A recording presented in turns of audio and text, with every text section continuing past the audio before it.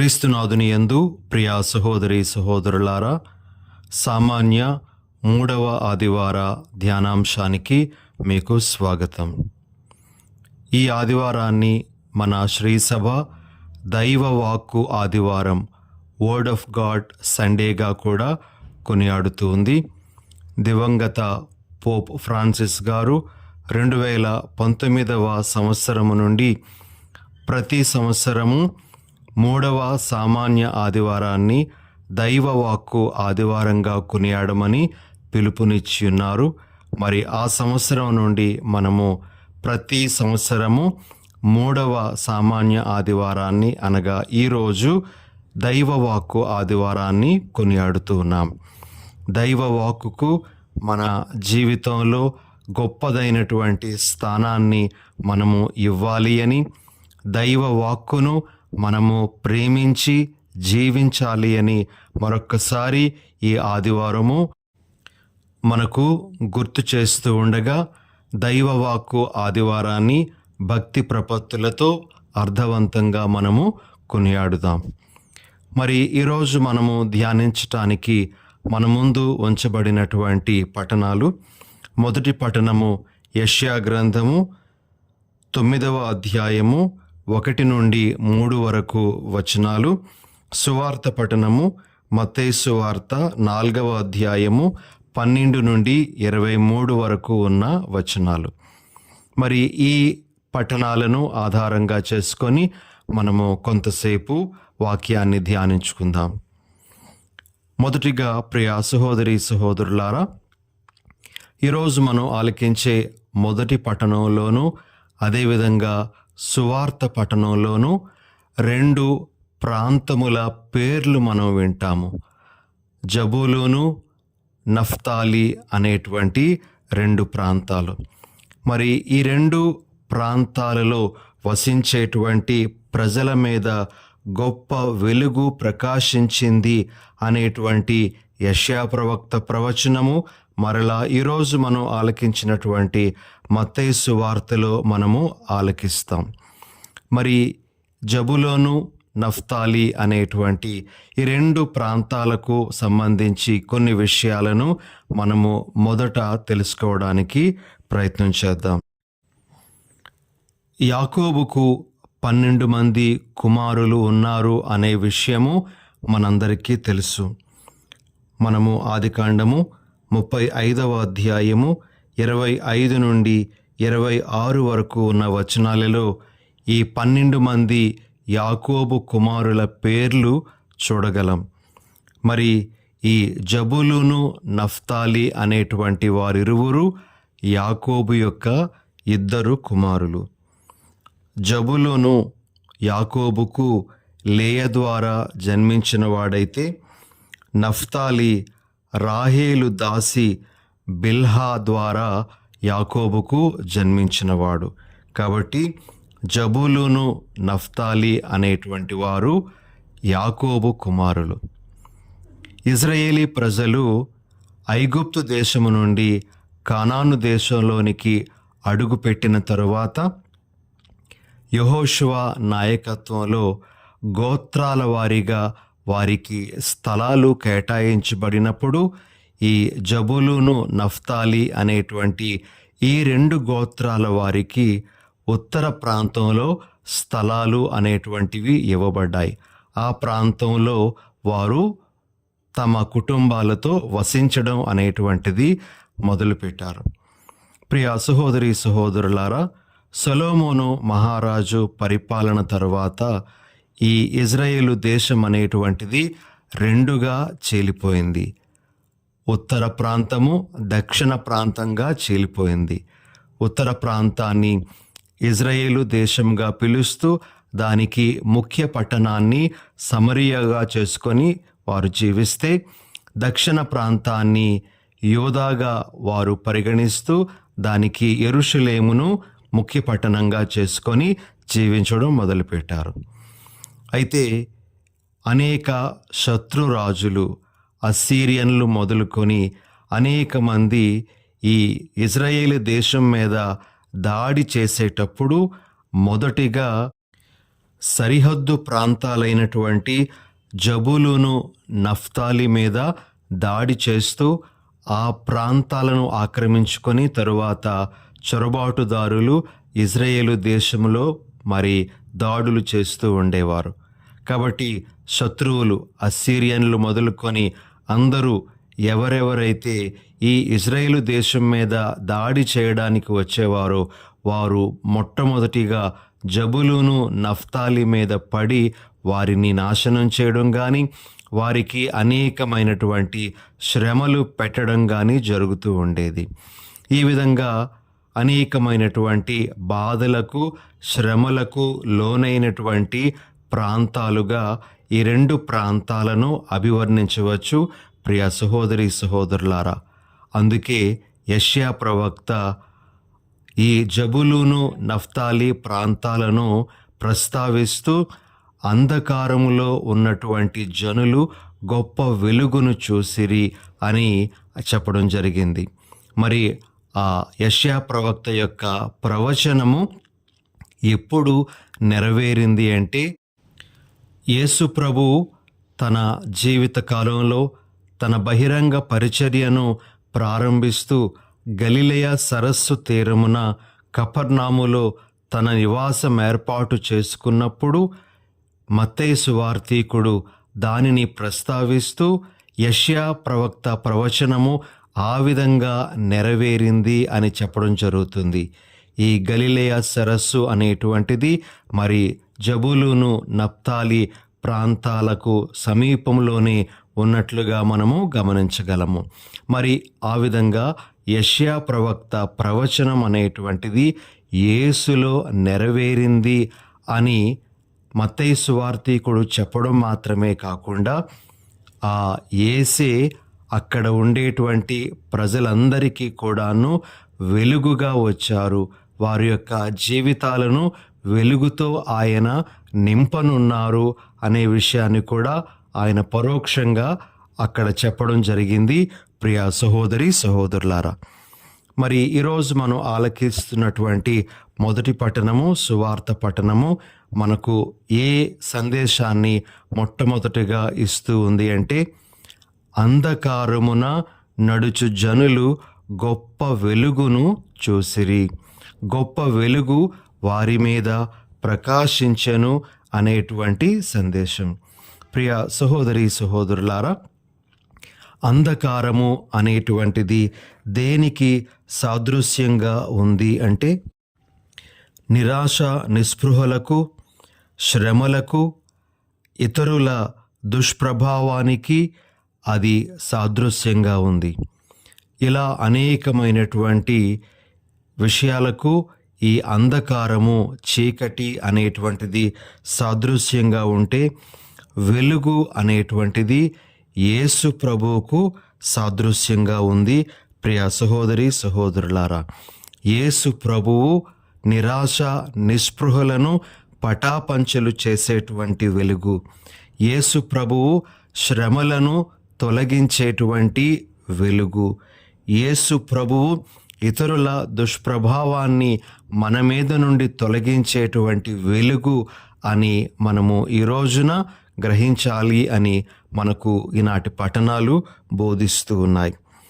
ఈ సందర్భంలో మనము వెలుగు అనేటువంటి విషయాన్ని ధ్యానిస్తూ ఉండగా ప్రియ సహోదరి సహోదరులారా, మన దైనందిన జీవితంలో వెలుగు యొక్క పనులు కొన్నింటిని మనము గమనించటానికి ప్రయత్నం చేద్దాం. మొదటిగా వెలుగు మనకు దృష్టిని ఇస్తూ ఉంది. లైట్ బ్రింగ్స్ సైట్ అని అంటారు. మనము మన కళ్ళు ఎంత చక్కగా పనిచేస్తున్నప్పటికీ వెలుగు లేకపోతే ఏ వస్తువును మనము చూడలేము. వెలుగు ఉంటేనే మన కళ్ళు కూడా పనిచేస్తాయి. మనము దేనినైనా సరే చూడగలుగుతాము. కొంతమంది ఈ విధంగా చెప్తూ ఉంటారు, ఎవరెవరైతే చీకటిగా ఉండేటువంటి కారాగారాలలోనూ చీకటి గదులలోనూ బంధింపబడతారో, అదేవిధంగా సూర్యకాంతి లేనటువంటి గనులలో పనిచేస్తూ ఉంటారో వారు తమ యొక్క చూపును కోల్పోతారు అని కొంతమంది చెప్తూ ఉంటారు. క్రమేపీ వారి యొక్క దృష్టి అనేటువంటిది క్షీణిస్తుందని అంటూ ఉంటారు. వారు తమ దృష్టిని నిలుపుకోవడానికి వారికి సూర్యకాంతి చాలా చాలా అవసరం. కాబట్టి ప్రియ సహోదరి సహోదరులారా, వెలుతురు అనేటువంటిది మనకు దృష్టిని ఇస్తూ ఉంది అని మనం మొదటిగా గుర్తించాలి.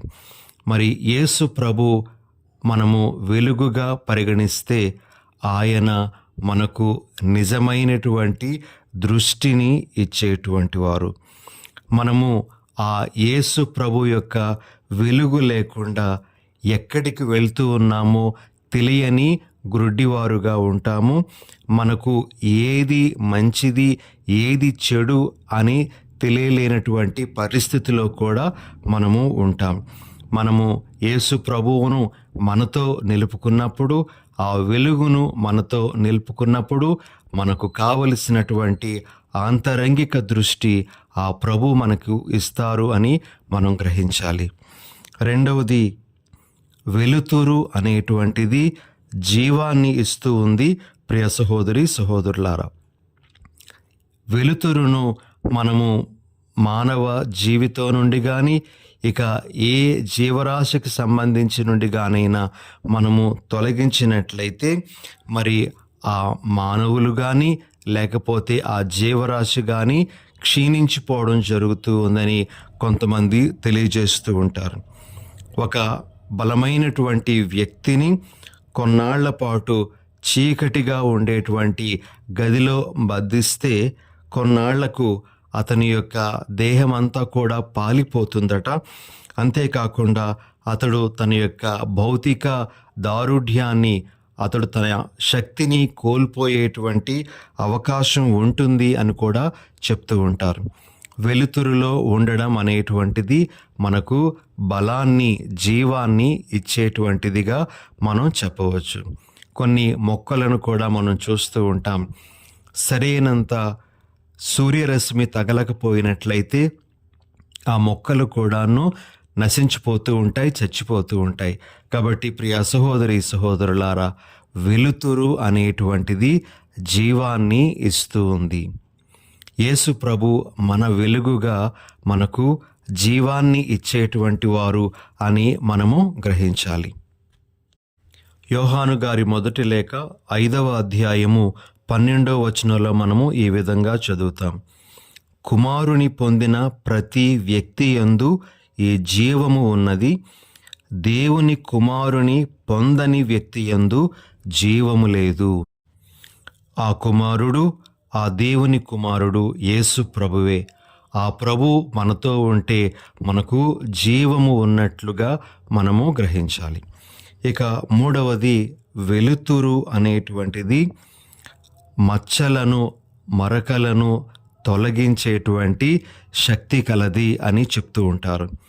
ప్రియమైన సహోదరి సహోదరులారా, కొన్ని రకాలైనటువంటి వస్త్రాల నుండి మచ్చలను కానీ మరకలను కానీ తొలగించటానికి సూర్యరశ్మిని ప్రత్యేక పద్ధతిలో వాడి దాని ద్వారా ఆ మరకలను, మచ్చలను తొలగించడం అనేటువంటిది జరుగుతూ ఉంటుంది. సన్ బ్లీచ్డ్ అని ఆ ప్రక్రియకు పేరు పెడుతూ ఉంటారు. అదేవిధంగా సూర్యకాంతి బాక్టీరియాను, క్రిములను కూడా చంపగలిగేటువంటి శక్తి కలిగి ఉంటుంది. అదేవిధంగా మన యొక్క పరిసరాలు అన్నీ కూడాను పరిశుద్ధంగా ఉండడానికి ఈ సూర్యకాంతి అనేటువంటిది ఎంతగానో దోహదపడుతుంది. సూర్యకాంతి లేని చోట దుర్వాసనలు కానీ లేకపోతే ఇంకా ఆ తేమదనం వలన అనేకమైనటువంటి ఇతర అనారోగ్యాలు రావడం కానీ జరగవచ్చు. ప్రియ సహోదరి సహోదరులారా, కాబట్టి సూర్యకాంతి అనేటువంటిది ప్యూరిఫై చేస్తుంది, పరిశుద్ధం చేస్తుంది అనేటువంటిది ఒక పనిగా చెప్తూ ఉంటారు. మరి యేసు ప్రభు మన దగ్గర ఉండేటప్పుడు వెలుగుగా ఉన్నటువంటి ఆయన మనలో ఉండేటువంటి ఆ పాపపు మరకలను ఆయన తొలగిస్తారు. ఆయన మనలను పరిశుద్ధమనరుస్తారు. మనకు ఆయన తోడుగా ఉండి మనలో ఉండేటువంటి మనలను నశింపచేసేటువంటి వాటిని ఆయన బయటకు నెట్టివేస్తారు అనేది మనం గ్రహించాలి. ఇక ఇంకొక పని వెలుతురు చేసేటువంటిది ఏమిటంటే, వెలుతురు అనేటువంటిది స్వస్థతను కూడా ఇస్తూ ఉంది.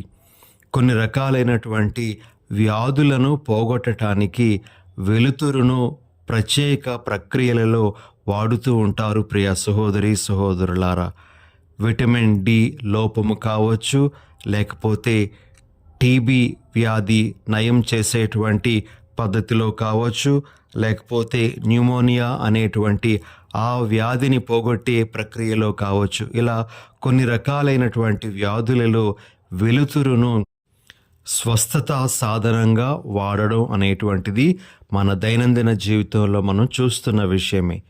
యేసు ప్రభు వెలుగుగా ఉన్నటువంటి వారు మన దగ్గర ఉండేటప్పుడు మనలో ఉండేటువంటి వ్యాధి బాధలను కూడా ఆయన పోగొడతారు. ఈరోజు సువార్త పట్టణంలో మనం ఆలకించాం. ఆయన ఆ ప్రజల మధ్య వసిస్తూ వారి యొక్క వ్యాధి బాధలనెల్లా పోగొడుతూ ఉండేవారు అనేటువంటి మాట. కాబట్టి యేసు ప్రభు మన వెలుగుగా ఈ పనిని మనలో జరిగిస్తూ ఉన్నారు. ఆఖరుగా వెలుతురు అనేటువంటిది మనకు సంతోషాన్ని ఇచ్చేటువంటిది. ఎందుకు సంతోషాన్ని ఇస్తూ ఉంది అంటే, మనలో ఉండేటువంటి భయాలు వెలుతురు వలన పోతాయి. అదేవిధంగా ఒక రకమైనటువంటి భద్రతా భావం కూడా మనకి వెలుతురులో కలుగుతుంది. వెలుతురు మనకు సంతోషాన్ని ఇచ్చేటువంటిది. యేసు ప్రభు మన దగ్గర ఉండేటప్పుడు నిజమైనటువంటి సంతోషం, ఆనందం అనేటువంటిది మనకు ఉంటుంది. యేసు ప్రభువును మన జీవితం నుంచి బయటకు నెట్టివేస్తే మనము ఆ నిజమైన పారలౌకిక ఆనందానికి దూరమవుతూ ఉన్నామనే విషయాన్ని మనం గ్రహించాలి. ఈ విధంగా మనము మొదటి విషయాన్ని నేర్చుకోవాలి. ఇక రెండవ సందేశం ఏమిటి అంటే, యేసు ప్రభు తన శిష్యులుగా ఉండటానికి కొంతమంది జాలరులను ఎన్నుకోవడం గురించి మనము సువార్త పట్టణంలో వింటున్నాం. పేతురు, ఆంద్రేయ, యాకోబు, యోహాను అనేటువంటి వారిని ప్రభు తన శిష్యులుగా ఎన్నుకుంటూ ఉన్నారు. ప్రియ సహోదరి సహోదరులారా, వారిని ఎంపిక చేసుకునేటప్పుడు మనము గమనించాల్సినటువంటి కొన్ని విషయాలను మనము ఇప్పుడు చూద్దాం. మొదటిగా, ప్రభువే వారిని స్వయంగా చూసి వారిని నన్ను అనుసరించండి అని పిలుపును ఇవ్వడం జరిగింది. ప్రభు వారి యొక్క వృత్తిని బట్టి కాదు, వారికి ఉన్నటువంటి పడవలను, వలలను బట్టి కాదు వారిని పిలుచుకున్నది.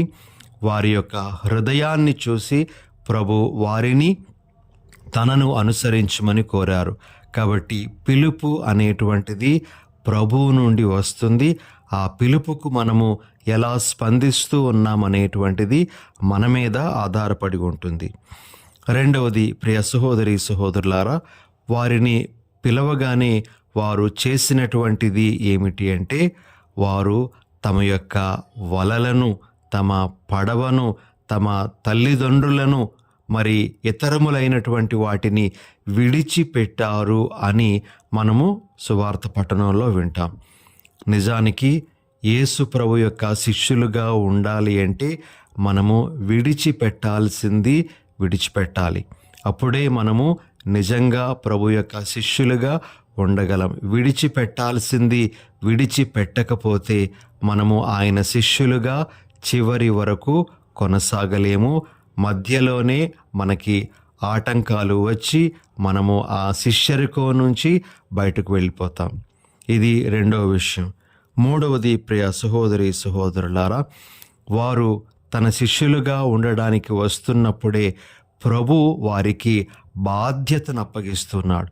నేను మిమ్ములను మనుష్యులను పట్టువారుగా చేస్తాను అనేటువంటి బాధ్యతను ఆయన వారికి అప్పగిస్తున్నారు. మనుషులను పట్టువారిగా అనేటువంటి ఆ మాట మనుషులను దేవుని వైపు త్రిప్పేటువంటి వారుగాను, మనుషులను రక్షణలోనికి నడిపించేటువంటి వారుగాను తమ బాధ్యతను వారు నెరవేర్చాల్సి ఉంటుంది అని ప్రభు వారికి తెలియచేస్తున్నారు. ఈ విధంగా పిలుపు ఆయనే స్వయంగా ఇచ్చారు. రెండవదిగా తన పిలుపును స్వీకరించేటువంటి వారు విడిచిపెట్టాల్సింది విడిచిపెట్టి తనను అనుసరించాలి అని ప్రభు తెలియజేస్తూ ఉన్నారు. పిలుపును పొందడము అంటే ఒక గౌరవం మాత్రమే కాదు, అది బాధ్యత అని కూడా ప్రభు తెలియజేస్తూ ఉన్నారు. ఈరోజు మనమందరము కూడాను ప్రభువు చేత పిలువబడిన వాళ్ళమే. ఆయన బిడ్డలుగా క్రైస్తవులుగా జీవించటానికి పిలువబడ్డాం. పిలుపు ఆయన నుండే వచ్చింది, మనకు మనంగా పొందినటువంటిది కాదు. అయితే పిలుపు పొందిన మనము విడిచిపెట్టాల్సినవి ఏవేవైతే మనలో ఉన్నాయో వాటిని విడిచిపెట్టాలి. మన దుర్గుణాలు కావచ్చు, మన వ్యసనాలు కావచ్చు, ఇంకా మన పాపపు కార్యాలు కావచ్చు, వాటిని విడిచిపెడితేనే చివరి వరకు మనము కొనసాగగలం. అదేవిధంగా శిష్యులుగా ఉండడము అంటే మనకు ఇవ్వబడినటువంటి కర్తవ్యాన్ని కూడా మనము నెరవేర్చుకుంటూ వెళ్ళాలి.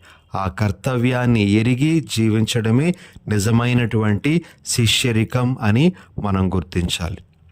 ఈ విషయాలన్నీ ఈ ఆదివారం నాడు జ్ఞాపకం చేసుకుంటూ దైవ వాక్కులో ఎదిగే వరాన్ని మనందరికీ ప్రసాదించమని ప్రభువుని వేడుకుందాం. ప్రార్థన చేసుకుందాం. దయగల ప్రభువా, ఈరోజు మీరు మాకిచ్చిన మీ సందేశాలను బట్టి మీకు స్తోత్రాలు. మీరు మాకు గొప్ప వెలుగుగా మా ముందు ఉంటూ ఉండగా మీ వెలుగులో నడిచే భాగ్యాన్ని మాకు ప్రసాదించండి. మీ వాక్యపు వెలుగులో మా జీవితాలను శుద్ధి చేసుకునేటువంటి వరాన్ని కూడా అనుగ్రహించమని మా ప్రభువైన యేసు నామమున అడిగి వేడుచున్నాం తండ్రి. ఆమెన్.